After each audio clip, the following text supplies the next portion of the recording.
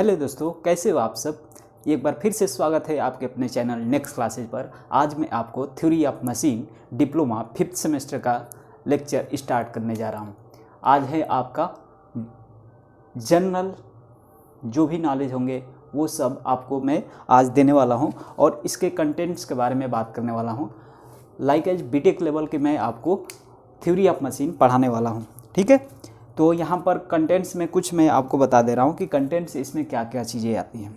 First है आपका introduction में आपका आ जाएगा definition, sub division and theory of machines. ठीक है, और इसके बाद सेकंड चैप्टर है काइनेमेटिक्स ऑफ मोशंस, यानी कि जितने भी मोशन होंगे, जितने भी टाइप्स के मोशन होंगे मशीनों में, जितने भी टाइप्स के मोशन होंगे वेलोसिटी से रिलेटेड, वहाँ उस पर फोर्स कितना लग रहा है, ये सारी चीज़ें आपको बताई जाएगी इस चैप्टर में। काइनेटिक्स ऑफ मोशन होगा, काइनेटिक्स ऑफ मोशन ये थर्ड चैप्टर है। सिंपल हार्मोनिक मोशन SHM भी इसमें आएगा, मैं आपको SHM भी पढ़ाने वाला हूँ। इसके बाद सिंपल मैकेनिज्म मशीनों के बारे में, सिंपल मैकेनिज्म क्या है वो चीज़ें मैं भी आपको बताने वाला हूँ। इसके बाद वेलोसिटी इन मैकेनिज्म, इंस्टेंटेनियस सेंटर मेथड। ठीक है, तो ये भी है एक चैप्टर।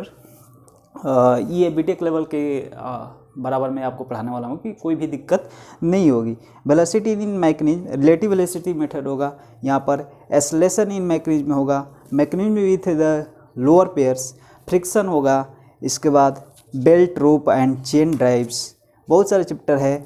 टूथ गियरिंग हो गया, गियर ट्रेन्स हो गया, गैरोस्कोपिक कपल एंड फर्जेंशियल मोशन हो गया। ये सारी चीज़ें मैं आपको पढ़ाने वाला हूँ। Turning moment diagrams and flywheel, ये आपको साइड में आपको दिखा दूंगा। ये सारी जो चैप्टर्स है वो नोट कर लीजिएगा और कमेंट्स में बताइएगा कि कौन कौन से चैप्टर डिप्लोमा में है, क्योंकि मैंने RS खुरमी की बुक ली हुई है और RS खुरमी की बुक से ही मैं पढ़ाने वाला हूँ। जो भी चैप्टर्स है, जो भी उसमें के न्यूमेरिकल्स है, वो सारी चीज़ें मैं आपको बताने वाला हूँ। तो चलिए स्टार्ट करते हैं आज का ये चैप्टर इंट्रोडक्शन। सबसे पहले हम जानेंगे कि थ्योरी ऑफ मशीन होती क्या है।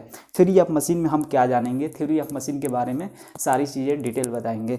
तो थ्योरी ऑफ मशीन्स होती क्या है, तो थ्योरी ऑफ मशीन्स में हम क्या करेंगे भैया, थ्योरी ऑफ मशीन्स में जो होगा, जो मशीन्स के जितने भी पार्ट्स हैं उसमें जो जितने भी रिलेटिव मोशन होंगे, ठीक है ना, जितने भी पार्ट्स होंगे उसमें जितने भी रिलेटिव मोशंस होंगे उसे ही हम थ्योरी ऑफ मशीन कहते हैं। अगर इंग्लिश में बोले तो the subject of theory of machine, the subject theory of machine may be defined as that branch of engineering science which deals with the study of relative motion between the various part of a machine, ठीक है, and force which acts on them. और जो भी होगा relative motion, उस parts पर जितने भी रिलेटिव मोशंस होंगे उस पार्ट्स के उस मशीन के पार्ट्स पे, और उस पर जितने भी फोर्स लगेंगे वो सारी चीज़ें इसमें पढ़ाई जाती है थ्योरी ऑफ मशीन्स में। ठीक है, तो डिफिनेशंस एक बार देख लीजिए, आप लोग नोट कर सकते हैं इंग्लिश में, ठीक है, और हिंदी में मैं आपको समझा ही दिया। अब इसमें के सब डिवीज़न होते हैं, इसके कुछ sub division of theory of machines होंगे। तो इसमें आप पढ़ चुके होंगे कि पहले से कि काइनेमेटिक्स क्या होता है, डायनेमिक्स क्या होता है, काइनेटिक्स क्या होता है और स्टैटिक्स क्या होता है। ठीक है, तो काइनेमेटिक्स में एक बार मैं आपको बता दे रहा हूँ। ठीक है, तो it is that branch of theory of machines which deals with the relative motion between the various parts of the machines। ठीक है, तो ये आप नोट कर लेंगे। जितने भी मशीन्स के जितने भी पार्ट्स हो, क्या करेंगे, रिलेटिव मोशंस जितने भी लगेंगे वो क्या पढ़े जाएंगे, कहाँ पढ़े जाएंगे, काइनेमेटिक्स में पढ़े जाएंगे। इसके बाद डायनेमिक्स में क्या होता है, डायनेमिक्स जो होता है, जो मशीन्स के पार्ट्स पे क्या होते हैं, जो फोर्स वर्क करते हैं उसके बारे में हम लोग पढ़ेंगे डायनेमिक्स में, और उसके इफ़ेक्ट्स के बारे में भी पढ़ेंगे। समझ में आया।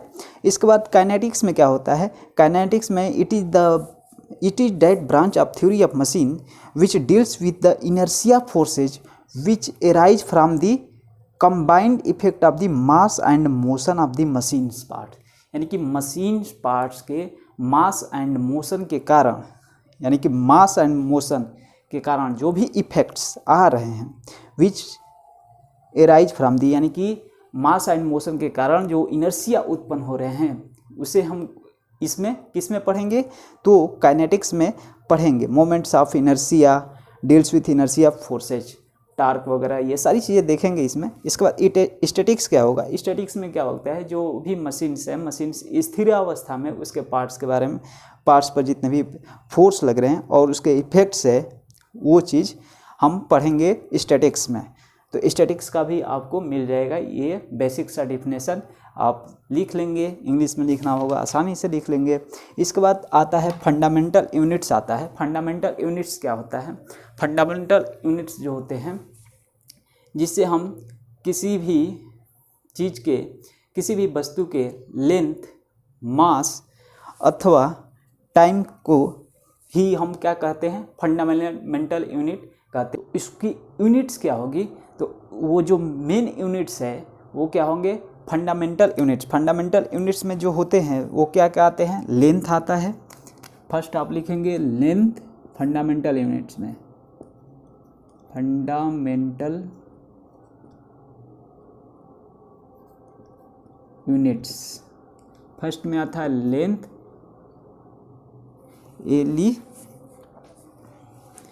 LENGTH, फर्स्ट में आता है आपका लेंथ, इस ये जो होता है मीटर में एक्चुअली मेजरमेंट किया जाता है। सेकंड जो आता है आपका टाइम, ये होता है सेकंड में मेजरमेंट किया जाता है।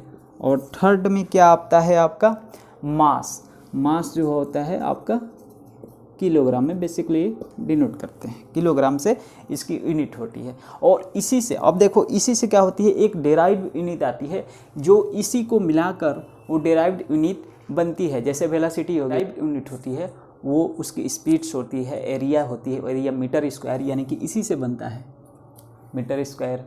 इसके बाद मीटर पर सेकेंड स्पीड हो गई, इसके बाद क्या हो गया, प्रेशर हो गया, P=F/A। तो यही होगी आपकी डेराइव्ड यूनिट, ठीक है। Some units are express in the terms of fundamental units known as derived units, ठीक है। The units of area, velocity, acceleration, pressure etc। Systems of units, systems of units जो होते हैं ये मुख्यतः चार प्रकार के होते हैं सिस्टम्स ऑफ यूनिट। ये भी नोट कर लेंगे, अगर नहीं जानते होंगे, आप लोग पहले से ही जानते होंगे, ये सब बेसिक फंडामेंटल्स है थ्योरी ऑफ मशीन्स के। सिस्टम्स ऑफ यूनिट्स में ये हो गया पहला CGS यूनिट्स हो गया, ठीक है, CGS यूनिट्स। सेकेंड जो हो गया MKS यूनिट्स। थर्ड हो गया FPS यूनिट्स। एंड फोर्थ क्या हो गया आपका SI यूनिट। ये आपके चार यूनिट हो गए। CGS यानी कि जो इसमें जो होगा लेंथ जो होगा सेंटीग्राम में मेजरमेंट करते हैं, मास जो ग्राम में होता है और टाइम सेकंड। MKS में लेंथ होगा मीटर में और वेट होगा किलोग्राम में और टाइम होगा सेकंड में। FPS में लेंथ होगा फुट में और ये हो जाएगा वेट होगा, मास होगा पाउंड में और ये होगा टाइम सेकंड में। और ये होगा SI यूनिट यानी कि standard international system of unit, इसे ही हम SI यूनिट कहते हैं। समझ में आ रहा है। इसके बाद थोड़ा सा ध्यान देने योग्य बात है, बेसिक सा और फंडामेंटल आपको पढ़ा दे रहा हूँ कि क्या क्या चीज़ें है। ये आप तो जानते ही होंगे, बेसिक सा ये फंडामेंटल है, जो बच्चे नहीं जानते होंगे वो लिख लेंगे, नोट कर लेंगे। अब देखिए यहाँ पर आती है कि डेंसिटी का यूनिट क्या होता है भाई, डेंसिटी का यूनिट क्या होता है, kilogram per metre cube. Density equal to क्या होता है, मास अपॉन वॉल्यूम।